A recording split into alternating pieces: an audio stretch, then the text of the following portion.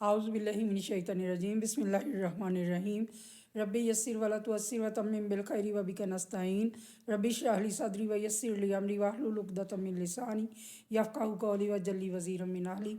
प्यारे बच्चों, अस्सलाम वालेकुम व रहमतुल्लाहि व बरकातहू। उम्मीद है आप मुसद्दस आली को से बहुत लुत्फ़अंदोज़ हो रहे होंगे। वही हम कहते हैं कि इंजॉय कर रहे होंगे, तो लेकिन लुत्फ़अंदोज़ हो रहे होंगे। तो आप पूरी नज़्म को जैसी मैंने पढ़ाई हुई है आप उसको पढ़ें। और ये हम अगला एक बंद करते हैं तो इसको भी हम आइए शुरू करते हैं। तो आप इसकी तरतीब देख लीजिएगा। मेरा ख्याल है ये 14वां बंद है, ठीक है। ऊपर हम करके आ चुके हैं, 9 तक पहले किए थे, 10, 11, 12, 13 और ये 14वां बंद है बच्चों, ठीक है। आपने इस तरतीब को याद खुद भी रखना है और मुझे भी बताते रहना है कि कौन सा बंद है। अच्छा, पड़ी कान में थी धात एक नकम्मी। कान जो बच्चों पहाड़ों के अंदर खोद के चीज़ें निकालते हैं, वो वाली कान। कानों में खुदाई नहीं होती, सोने की कान सुना होगा आपने। पड़ी कान में धात, धात बच्चों मेटल, ठीक है। सोना, चांदी, तांबा, पीतल, लोहा वगैरह। तो धात में कोई भी मेटल हो। तो पड़ी कान में, कान में, कान पता चल गया ये वाला कान नहीं। कान वो जो पहाड़ों के अंदर कानें होती हैं जिसमें कोयला, नमक और बहुत सी मादनियात होती हैं। पड़ी कान में धात थी एक निकम्मी, यानी कान में पड़ी हुई चीज़ तो निकम्मी है। जब हम अगर डायमंड भी पड़ा हुआ है तो वो हमारे लिए अगर जब तक हम उसको तलाश करके ले नहीं आते, उसको अंगूठी में नहीं जड़ लेते, हार नहीं बना लेते, नमक इवन हम ले नहीं आते, हमारा खाना कुछ जायका नहीं होता, तब तक तो सोना हम पहन नहीं लेते, तो तब तक तो वो एक मतलब हमारे लिए तो बेकार है। निकम्मी के मानिए बेकार। पड़ी कान में धात थी एक निकम्मी, ना कुछ कदर थी और ना कीमत थी जिसकी। ये वही जो अरब कबाइल हैं उनके बारे में बात कर रहे हैं कि वो इस तरह से थे, यानी वो ताकतवर तो बहुत ज़्यादा थे लेकिन वो उनकी सिमत कोई मुतय्यन नहीं थी। तो वो ऐसे ही है जैसे सोना किसी कान में पड़ा हो, डायमंड्स किसी कान में पड़े हों, हीरे जवाहरात, कोयला, नमक, तो जो भी पीतल, तांबा, सोना, चांदी सब कुछ एक कान में पड़ा हो और उसकी कोई कदर व कीमत ना हो। ज़ाहिर है वो बाज़ार में आएंगे तो उनकी कदर व कीमत लगेगी ना, वो तो कान में पड़े हुए हैं, छुपे हुए। तो तबीयत में जो उसके जौहर थे असली, यानी कि वो तो बहुत ताकतवर थे, मैंने जैसे आपको बताया। तो उन्हीं की वजह से ग़ज़वा उहद में कितनी शहादतें हुई थी। जो 50 वो जो थे जिनको आपने आप सल्लल्लाहु अलैहि वसल्लम ने फरमाया था कि तुम अगर ये देखो कि परिंदे हमें नोच रहे हैं और फिर भी तुमने नीचे नहीं अपनी जगह से उतरना। तो जब उन्होंने देखा कि हमें फ़तह हासिल हो गई है तो वो माले गनीमत के लिए कुछ लोग ऊपर रुके, वो आवाज़ें देते रह गए और काफ़ी लोग जो है नीचे आ गए। हज़रत खालिद बिन वलीद दूर से देख रहे थे, उन्होंने पूरा राउंड वो लिया और उस जगह पर आए और अपने साथ जिनको इशारा किया वो भी आए और इस तरह से बहुत सी शहादतें हुई। उस वजह से ग़ज़वा उहद में आप सल्लल्लाहु अलैहि वसल्लम के भी जो दांत मुबारक हैं उसके अंदर वो जो खौल पहना हुआ था वो उसकी कड़ियाँ अंदर चली गई। जिन्होंने वो निकालने की कोशिश की वो भी लहूलुहान हो गए, उनके अपने दांत भी शहीद हो गए जिन्होंने आपके दांतों के अंदर से। फिर बड़ी मुश्किल से वो निकाली गई कड़ियाँ, सोने की वो जो होती हैं चेनें लोहे की, तो वो जो है वो बाहर निकाली गई तो खून का फुवारा आपके वहाँ से उबल पड़ा। फिर बोरी जलाकर हज़रत बीबी फ़ातिमा रज़ी अल्लाह ताला अन्हा वहाँ पहुँची, उन्होंने बोरी जलाकर उसकी राख भरी उस ज़ख़म के अंदर, तो फिर खून बहुत देर बाद थमा। तो आप सोचें कि वो किस कदर बहादुर थे ज़माना जाहिलियत में, कि और चालाक और जंगी असूल उनको कितने आते थे कि वो देखते थे कि कहाँ वीक है, कहाँ जाके इनके ऊपर हमने हमला कर देना है। तो ये सब महारतें उनकी जो थी वो जाहिलियत की उसमें छुपी हुई थी।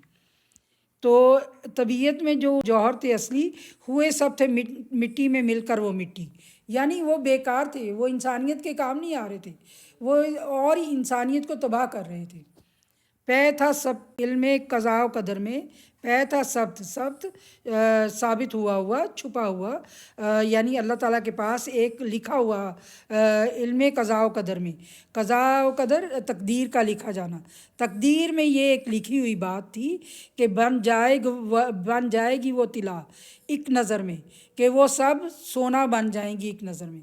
आपको पता है कि फिर आप सल्लल्लाहु अलैहि वसल्लम ने हज़रत खालिद बिन वलीद को सैफुल्लाह का खिताब दिया, वो ईमान ले आए और आपने कहा कि ये अल्लाह की तलवार है, यानी इतने वो बहादुर थे।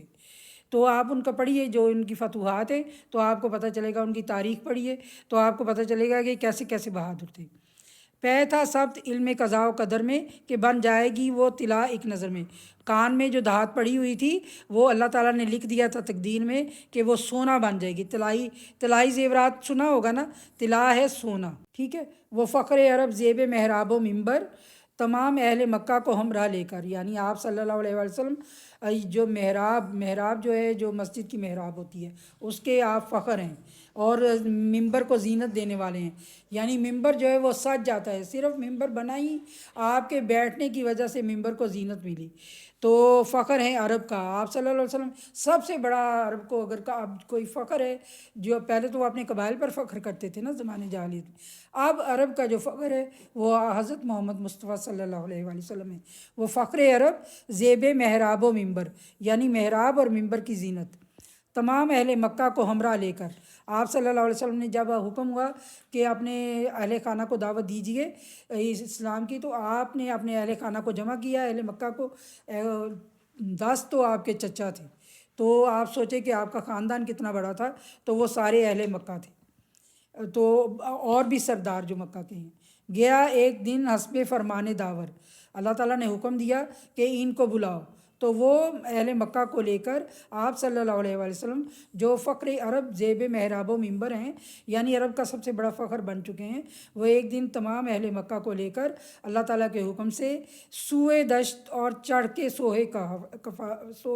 کوہ صفا پر، سوئے دشت یعنی جنگل کی طرف، خالی جگہ پر کوہ صفا پر چڑھ کر تو آپ نے کیا کہا، یہ فرمایا سب سے کہ اے آل غالب۔ غالب شجرہ نسب آپ پڑھتے ہیں نا جب، تو اس شجرہ میں ایک غالب نام کے بھی آپ کے آباء و اجداد میں ہیں، جیسے ہاشم تو آپ کے بہت قریب ہے نا، آپ کے پردادا ہیں ہاشم، عبد المطلب آپ کے دادا ہیں اور آپ کے پردادا ہیں ہاشم، تو ان سے اوپر جو شجرہ نسب چلتا جاتا ہے اس میں غالب ایک نام آتا ہے آپ کے آباء و اجداد میں، تو آل غالب اس لیے آپ کو کہا گیا۔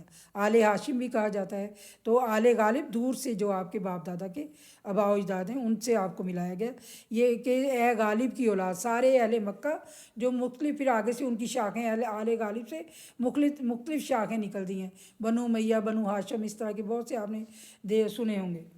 تو یہ فرمایا کہ اے آل غالب، یعنی ان کو ایک اس سے جو سب سے بڑا باپ تھا اس کے آگے سے شاخیں پھیلی تھیں، ان سے مخاطب کیا ان کو، یعنی یہ جو تم چھوٹے چھوٹے قبیلوں میں بٹے ہوئے ہو، بنو قریش، بنو امیہ، بنو ہاشم، یہ تم سارے میری بات سنو، تم سب غالب کی آل میں سے ہو۔ سمجھتے ہو تم مجھ کو صادق کے کاذب، یعنی تم مجھے صادق سچا سمجھتے ہو یا جھوٹا سمجھتے ہو۔ بچو اس کے آگے جو آپ صلی اللہ علیہ وسلم ان کو لے کر گئے ہیں صفا کی چوٹی پر، اور آپ نے اہل خانہ کو اور اہل مکہ کو، تو وہاں پر آپ نے دعوت اسلام دی ہے، اس کا آگے ذکر آئے گا انشاءاللہ، ہم اس کو آگے پڑھیں گے۔ اس وقت تک کے لیے اتنا ہی، اللہ حافظ۔